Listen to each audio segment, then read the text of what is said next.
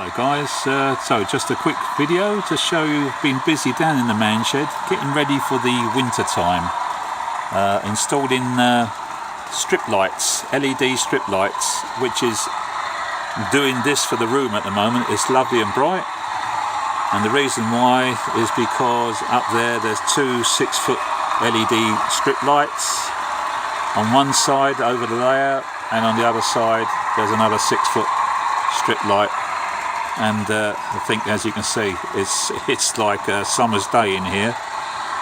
So I'm well sorted for the winter time with a bit of luck. It'll just be how cold the weather is that'll probably stop me getting down here.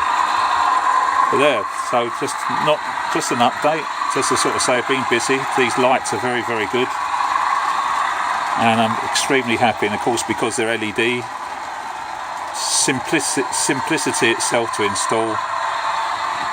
And you can see how bright it is down on the baseboard. Oh, and look at that, there's a little bit of ballasting going on.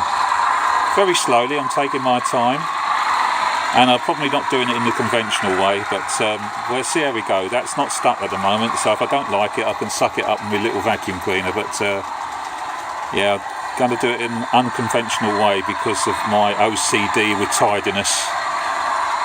And I'm using extra fine ballast, so